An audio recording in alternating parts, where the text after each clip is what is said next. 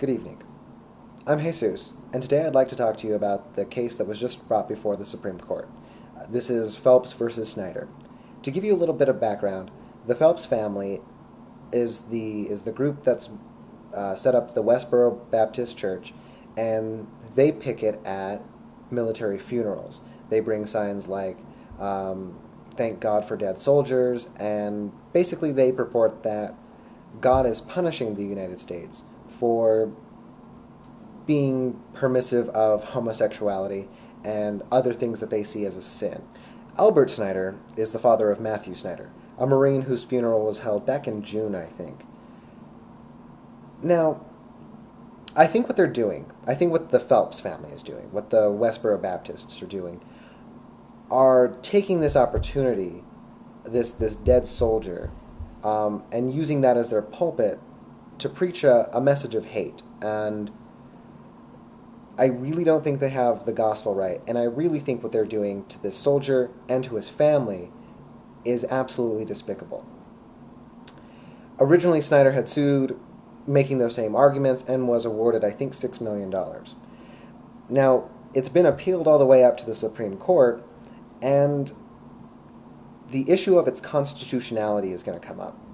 And this is where I fall. Though I think that it's a disgusting act, and I by no means support the content of their message or the way that they present it, I think they have a right to do so. Let me use this analogy. If this were communist North Korea, you could say that everyone is for free speech that they agree with. Kim Jong-il is for the freedom for his people to say anything so long as it supports him and praises him in this cult of personality they have in North Korea. But when you say that you're for the freedom of speech, and if you really mean it, if you really mean the freedom to say what you want to say, then what you mean is exactly to protect speech that you hate.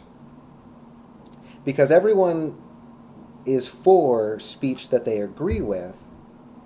If you're for the freedom of speech, you are for speech that you hate with. This is pretty analogous to the Nazi rallies that were being debated, I think, in the 50s. The Supreme Court ended up deciding that these people had the right to assemble peaceably under the First Amendment. And I believe that the Phelps family has this freedom as well. The fact that it is despicable, the fact that it is opportunistic, and the fact that it's a complete misreading of the gospel has no bearing on this case. If it were me, I would have to let them congregate peacefully and say things that I ultimately don't agree with. And I think that's what it means to be for free speech in this country. Thanks.